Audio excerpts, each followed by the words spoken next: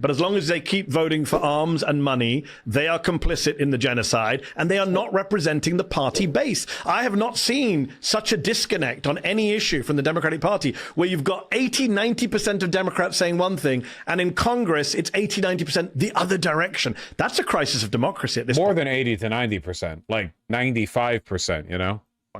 But I will say, I mean, just to give the Democrats in the Senate, I mean, I do think that it is very possible you will get a majority of the Democrats voting for this joint resolution of disapproval today. Resolution of disapproval. Fuck you.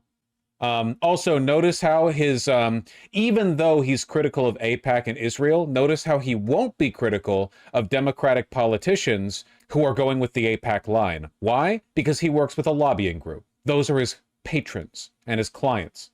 Like, his job is to appeal to them. He's there to be their through line to capital when AIPAC fails. When AIPAC becomes so politically unviable that the Democrats have to find a new way of being, you know, fiercely loyal to Israel no matter what. And that's what he's there for. So he won't actually criticize the Democrats. They're his future client base. You know, all of us have been around this for a very long time.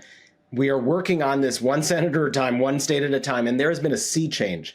And if you had introduced this kind of a resolution a few years back, you would have maybe gotten Bernie, you know, and won yes vote. And I believe we're at the point now where you're going to get a majority of the Democrats in the Senate. And I think it's a sea change, Mehdi. I think, you know, change doesn't happen. I hope you're right. But, you know, it took 22 months of 60,000 people dead and 17,000 children dead and a man-made famine for them to even come out and vote on some resolutions and sign some letters. So, look, I'm all for welcoming people. Tommy was having this debate on Twitter the other day. I'm all for welcoming people who change their minds. Mehdi was factually wrong about the Senate vote. The majority of Dems voted in favor of Bernie's resolution. The blocking of Iron Dome funding?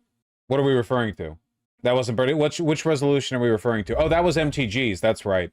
What was Bernie's resolution? That was the was about aid? Yeah, I don't give a shit about that. Where's the UN occupation of Israel resolution? For Angus King coming out strongly against Israel. But that doesn't change the fact that for the last 2 years nearly, these people, Democrats in Congress, were A, not representing the American public, and B, supporting a genocide, arming a genocide, funding war crimes, funding Israeli snipers shooting kids in the testicles, funding torture in Israeli gulags, funding, you know, the blocking of infant formula going into Gaza. That happened on a Democratic president's watch. That happened on a Democratic senator's watch. And that, I think we really have to have a reckoning about that. We have to have a reckoning, but I also think it's really important to have a balanced reckoning. You know, and I think that one of the reasons why it has taken 22 months is because what did this begin on October 7th with? It began with what you know was a horrific, you know, a day that is beyond description of what was done. And I beyond description. Jesus fucking Christ. Jesus Christ, man. I think that it takes a little bit of perspective on the fact that there is a deep problem on both sides here. And it isn't, you know, to only go one point after another about Israel does make the conversation difficult. But what do you mean by both sides, Jeremy? Who Oh, the Bernie's resolution, that was the one where 27 Democrats voted in favor of it. Okay, yeah. Where the number grew. Okay, yeah.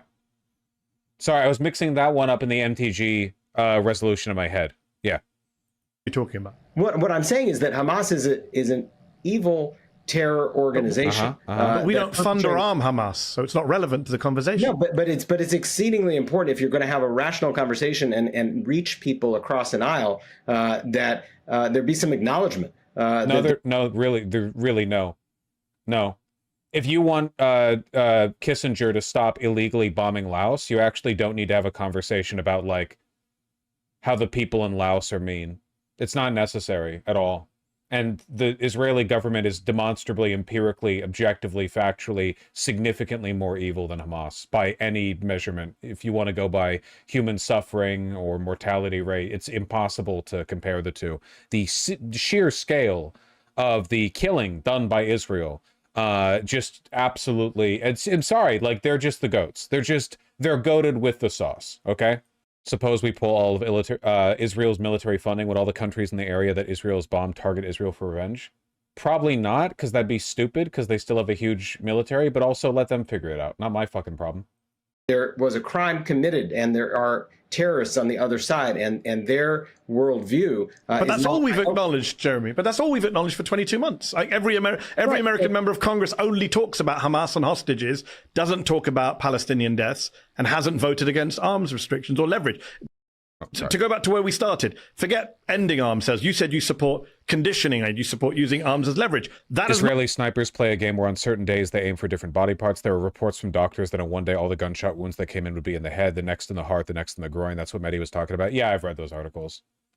Not been the case in the Democratic Party in government. Joe Biden barely paused one set of 2,000-pound bombs. That's it. Otherwise, he gave Netanyahu everything he wanted. So the Democrats, I take your point. It was look, October 7th was a horrific day, but every day since October the 7th has been a horrific day for people in Gaza. I know that you know, there was no good part of this war. I know J Street came out for a ceasefire in about January, but that doesn't mean October, November, December were not horrific months for Gazans who were being bombed with US bombs. Thousands of people died in those first few months after October the 7th. Right, and October 7th happened, and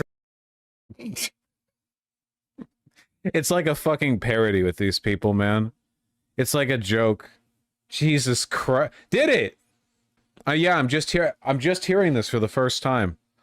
For those of us in the Jewish community, those of us who have friends and family who died on that day, those of us who are, really, really deeply committed to finding a peaceful resolution to this conflict, that first few months was a very, very difficult period. And wow, that must be incredibly difficult for you. I'm so sorry. I'm sorry that you and the people you know have suffered uniquely in the context of this conflict that is currently taking place.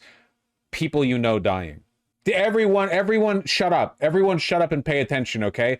A guy whose sympathies lie with the genociding country has experienced losses in his community, okay? Jesus fucking Christ, man. This is what I mean about that pussy liberal shit, too. This, like, everyone quiet, can we have a moment of silence? Can we all hold space for this, please, everyone? Listen, I'm just feeling really, like, microaggressed right now when you talk about how Israel doesn't deserve Iron Dome funding. It's like, it's fucking pathetic, you know? We need to hold space for this conversation where we discuss the trauma we experienced. Yeah, okay, that's great, phenomenal. Thank you for reiterating these points. Death is, in fact, bad. So about the Iron Dome funding, you know?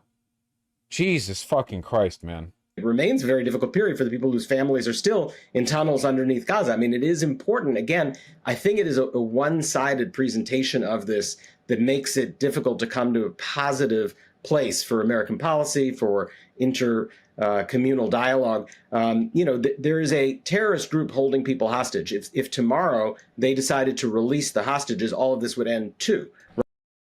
They offered to release the hostages day one. Literally day one, they offered in exchange for Israel not militarily occupying Gaza. And the IDF said, Lamau, no. And they've done that multiple times since. Right. Jeremy, you don't believe that. You don't believe that. No, you don't. Come on. You're J Street, you're not AIPAC. That's an AIPAC talking point. That if you release the hostages, this all ends. The Israeli government made it very clear that is not the case. The Israeli government made it very clear they're staying in Gaza. Israeli ministers, the settlements ministers said it just last week. Mehdi Hasan sees the game. He's like, you're forgetting you're talking, you're getting them mixed up, man. You have your AIPAC hat on rather than your J Street hat on right now. It's just not about the hostage. Smotrich has said it. Netanyahu has said it. They've all said that this is not just about the hostages. Come on. They could release every hostage tomorrow. They made it very clear. The ethnic cleansing of Gaza is happening in front of our eyes. It's happening with a Trump green light. Netanyahu has not hidden it. Smotrich has not hidden it. Ben Gvir has not hidden it.